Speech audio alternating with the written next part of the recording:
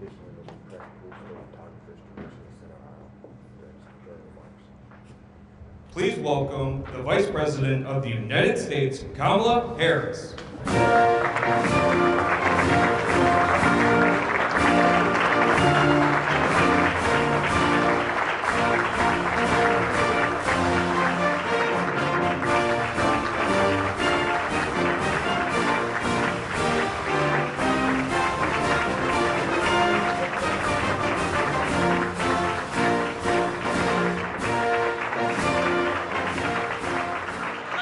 Hello, good afternoon.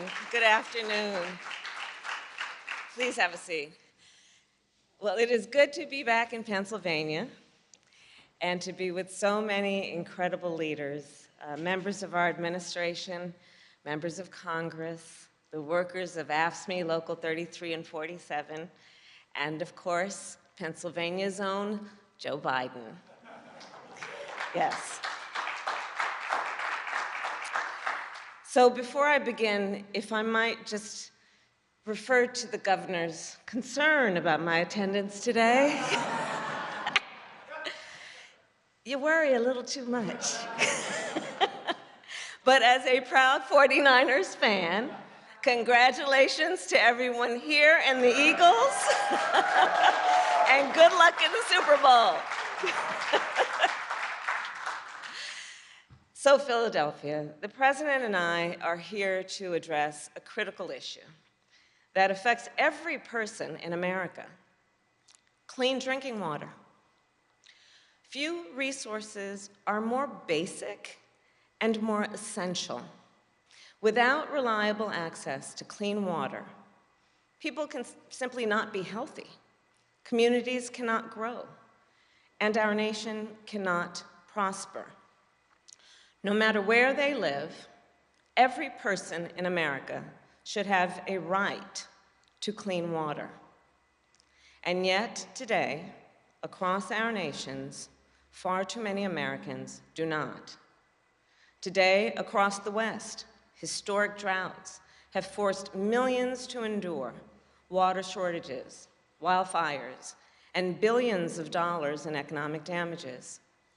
Today, millions of Americans live in places where even moderate flooding can overwhelm sewage systems and contaminate drinking water.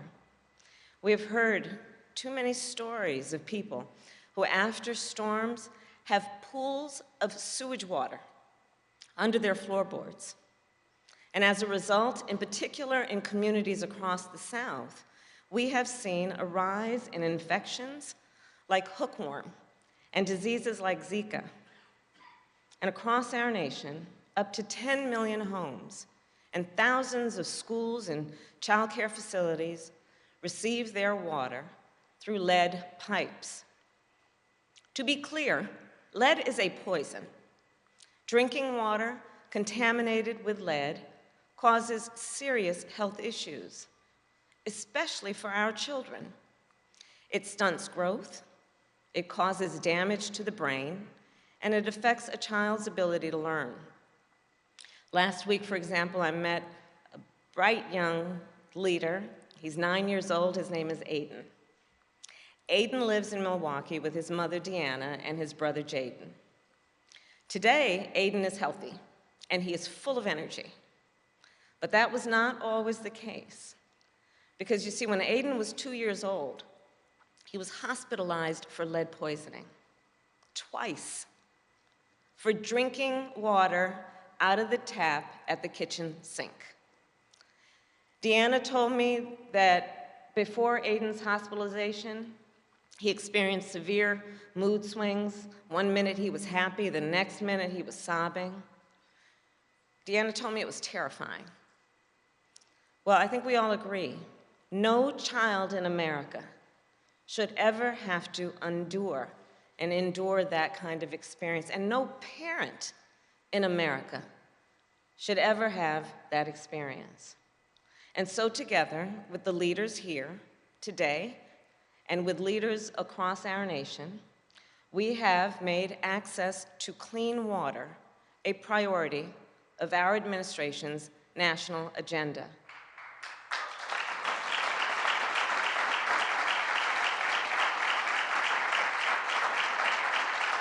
And with the largest investment in America's water infrastructure in history, we are going to see this through and get this work done. Specifically, we invested billions of dollars in flood and drought resilience for communities across our nation, in water treatment plants like this one, in removing every lead pipe in America. And just last week at the White House, I convened union leaders and utility providers and state and local elected officials to strategize about what we will do to implement these investments, to make sure that we move as fast as possible to get this work done. And all of this progress is possible because of the vision, the purpose, and the incredible leadership of our President, Joe Biden. For 2 years,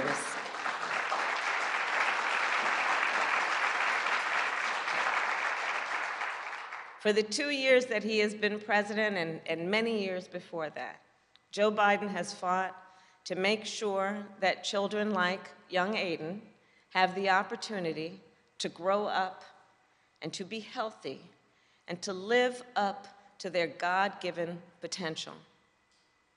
So we have a lot to be thankful for in our president. And now, before he speaks, it is my honor to introduce a leader who knows firsthand the impact of our hard work, the mother of an incredible daughter, a mother whose advocacy and bravery has helped children around our country, families around our country, be safe and healthy. Please welcome Jana Curtis.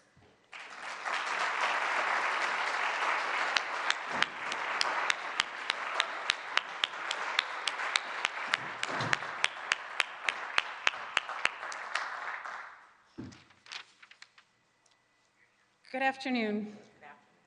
My name is Jana, and I am a proud Philadelphian.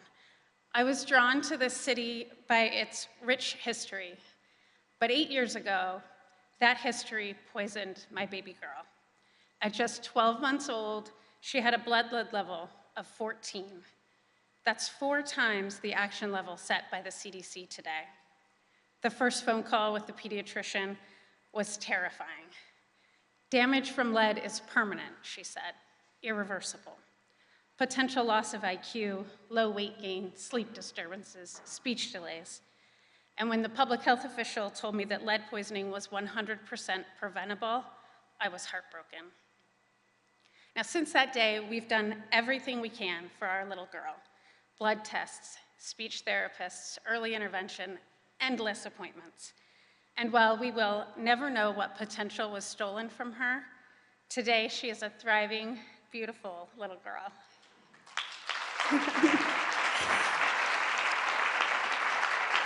With the help of advocacy groups like Children First, I transformed my guilt into action by helping to pass lead-safe rental laws, improve building codes, and fight for universal testing. The real solutions prevent lead poisoning before it happens. The real solutions take leadership.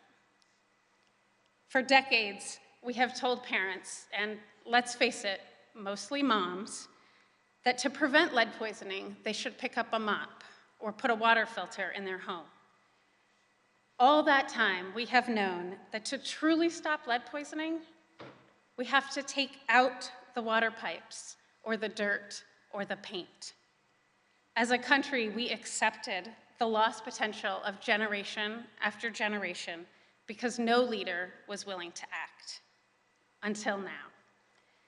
After decades of little action, President Biden and Vice President Harris signed legislation that will bring new funding and a commitment to tackle this challenge head-on.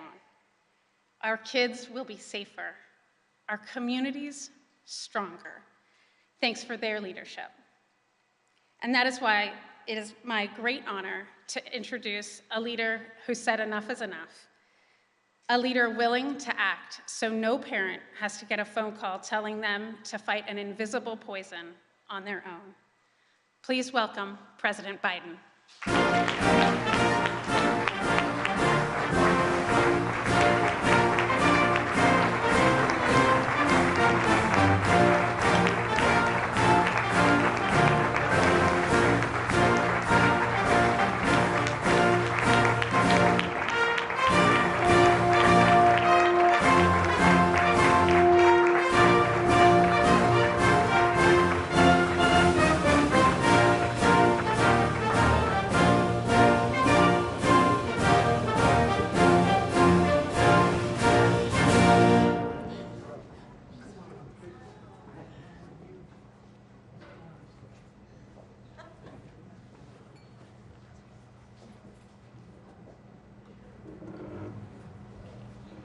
want you all to know, I want you to know, baby, you did so much for so many kids. Think about it. What you went through, you're changing the life of thousands and thousands, millions of kids in America. So we owe you a big round of applause.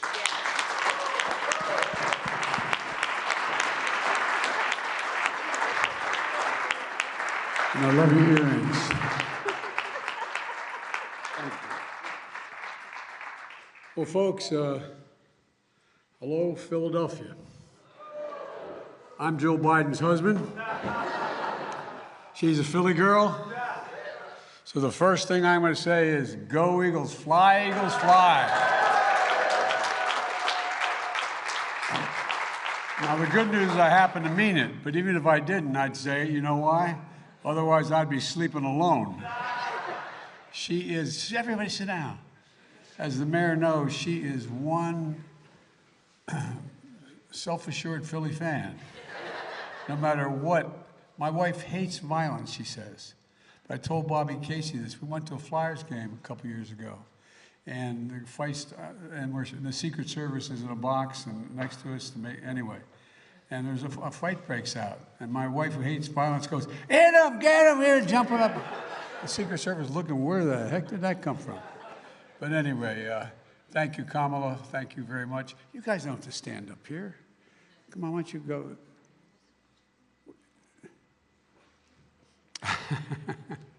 You've been a leader in this issue for a long time because you know how much it matters. Mayor Jim Kenney, thank you for the passport back into the city, man. You know, for years and years, when Delaware didn't have its own television station before everything was Philadelphia, I was as popular in Philly as I was everywhere else, you know what I mean? They had to cover us, you know, I mean.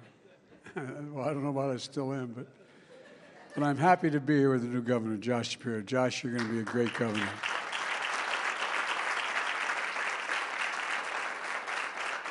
And I'm mildly partial to Bobby Casey. He's from Scranton, not Scranton, Scranton. And we lived not very far from one another when I was up there as a kid. And I still go home. And I want to thank you we're going to make sure, Bobby, that rail line goes back like it was in 1970 from Scranton to New York. We're going to make sure that happens.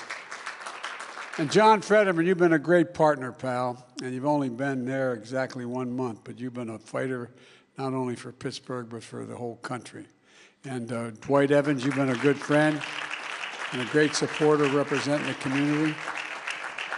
And look, the relentless work of other members of Congress is helping make so much progress. I want to thank our EP Administrator, Michael Regan. He is doing a great job.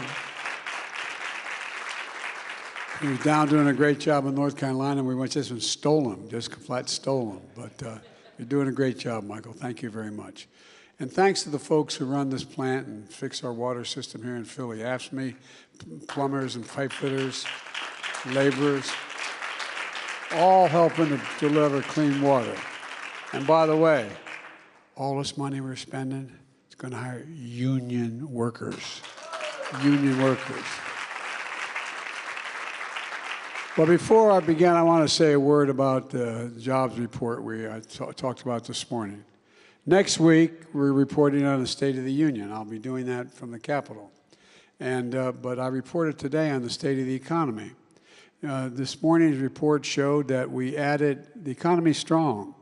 We added more jobs, over 500,000 jobs this last month, and the recalibration of last month was another 500,000. We've created 12 million jobs. 12 million jobs since we took office. That's the strongest two-year growth in the history, and by a long shot. And I want to thank the members of Congress here who were the ones who supported that. My initiatives that made this possible. Look, my dad used to have an expression. He said, Joey, a job's about a lot more than a paycheck. It's about your dignity. It's about respect. It's to be able to look your kid in the eye and say, honey, it's going to be okay. There's now 12 million more Americans who can look at their kid and say, it's going to be okay. And what it's done mostly is provide dignity for those families. Dignity to be able to do that, because there's nothing worse than not being able to provide for your family as a mother or a father. And it gives people a sense of self-worth. We're here today to talk about the progress we're making in rebuilding America's infrastructure. With the help of this delegation, I signed the bipartisan infrastructure law, a once-in-a-generation investment, putting America to work to rebuild our nation's roads, highways, bridges, railroads, ports, airports, high-speed internet, our water systems, and so much more. I was given a copy of a speech that I made about 30 years ago saying we need an infrastructure bill to deal with water. I'm not joking. I'd forgotten that they dug it up for me. But the point is, we've been needing this for a long time. This is not new. I remember starting off and working like hell on the lead paint initiative because that was such a problem. I've traveled the country in recent weeks and seen this law in action. A massive new bridge over the Ohio River between Kentucky and Ohio. A huge tunnel along the Amtrak line in Baltimore and New York, billions of dollars. Pennsylvania alone is going to get $8.1 billion so far, as the Gov can tell you. Just outside Pittsburgh, because of the senator, we just spent $850 million to replace a 100-year-old bridge, and the Montgomery Lock and Dam system is critical to our nation's economy is coming. Investment to increase the capacity of the system by over 50% at a critical choke point. You know, Bobby Casey's been talking to me about this for so long, I think we're going to call it the Casey Lock when it's done. But look, I'm here today to talk about an issue affecting Americans across the country, water. You think it's silly, but water. You know, the issue has to do with basic dignity. Every American deserves to be able to turn on their water tap or faucet and be able to drink clean water. We're the richest, most prosperous nation in the world. Water ought to be something that's just guaranteed. But unfortunately, that's not the case. Right now, there are an estimated 160,000 service lines carrying water into homes and schools in Pennsylvania, including an estimated 20,000 lines for homes here in the city of Philadelphia. 10 million families across the country, and hundreds of thousands of schools, and where school children and daycare centers exist, that their water is pumped through lead pipes, lead valves, and lead fixtures. And folks, look, the problem is almost in every state, but it's especially bad in older cities, in the Midwest and here in the Northeast. Many houses built in the last century. An average age of water and sewer pipes in the U.S. is nearly 50 years old. And they're often even older in major cities like Philadelphia. Many water mains and pipes in the country are nearing the end of their useful lives. And our water systems break down, the pipes start to deteriorate, exposure to lead and pipes increases. And beyond lead pipes, there's as many as 24 million housing units that have significant problems with lead-based paint. And here's why it matters. I know we talk about it generically, but it really matters. Exposure to lead impacts children's brain development. It's hazardous to their health. No amount of lead in water is safe. None. No amount is safe. It can damage the brain and kidneys, interfere with the production of red blood cells that the body needs to carry oxygen. And despite these dangerous health effects, the CDC estimates that over half of American children could be exposed to lead, with the exposure often coming from their own homes. The problem disproportionately affects low-income families. As Dwight said, people of color are much more likely to live in homes where lead exposure is an issue. This is the United States of America, for God's sake. This is not, we know better than that. And we know we're proving it. Look, the Vice President and I made a commitment to replace every single service line in every part of the country over the next decade by using, not most, every. We're using every tool at our disposal to get it done. When I took office, I signed the American Rescue Plan, which the governor indirectly referred to, that sent $350 billion to state and local governments. And we said they could use it for things like replacing lead lines and lead fixtures in their communities. I'm proud the city of Pittsburgh used, I'm not misspeaking here, used $17.5 million as part of their plan to replace lead service lines in the city by 2026. But they got to do that through this state and we've got to do it throughout the country. Today, we're here to talk about a record funding for infrastructure law that provides clean water with $15 billion, with a B, set aside specifically for lead pipes or lead service removal. Pennsylvania, as referenced earlier, already has gotten $240 million they can use to upgrade the water system, and they'll get an additional funding each year for the next 4 years. They sent $160 million of that money here to Philadelphia to upgrade water treatment plants and to replace older water mains and lead pipes. Philadelphia's water department is going to start by using the money to replace approximately 19 miles of 100-year-old water lines. They're 100 years old. Today, we're announcing a $340 million loan, which is under a program that exists in the government of very low interest rates and a stretched time to pay it back. And you'll be able to save a lot of money in the process and lives. The first $20 million is going to replace 160 service lines and 15 miles of distribution mains, which are going to protect public health and prevent additional water main breaks. Look, we're also announcing that Pennsylvania is one of 4 states that's part of a new partnership with mayors and governors and labor leaders to accelerate the replacement of lead pipes in places that need it the most, where their pipes haven't been replaced for half a century. We're not just doing this work here in Philly, we're doing it across the country, from coast to coast in the American heartland. Just over a year ago, we launched the Lead Pipe and Paint Action Plan to coordinate 10 different federal agencies, get all 10 of them together so that we could pool money and get it out the door quickly. Since the start of the Biden-Harris administration, we've already put more than $5 billion to work in big cities and places the work going to increase, and we're going to increase the amount of money in years to come. This is a 10-year project for all of this we're going to be doing. Not the individual project, but 10 years the money is going to be available. And one of the things about infrastructure law that I'm most excited about is we're doing this with American workers and with products made in America and with union labor. That's the condition we wrote into it. I know, and maybe even some of you think I'm too pro-union. Well, it's not, but there's a reason for this. You know, everybody talks about college education. Well, to be a plumber and pipe fitter, what the hell do you think it takes? It takes you 4 to 5 years of an apprenticeship, like going back to school, like going to 4 years of college. That's why we have the best workers in the world, the union workers, because they're the best trained in the world, and that's not hyperbole. Laborers, plumbers, pipe fitters, union, electricians, carpenters, cement masons, iron workers, steel workers, communication workers, and so much more. And folks, look, these are good jobs you can raise a family on. And they don't require a college degree because you have, in a sense, a college degree through the apprenticeship program, which is one reason why the United States, as I said, has the best trained workers in the world. It would be a digression to get into it, but we did the Chips and Science Act.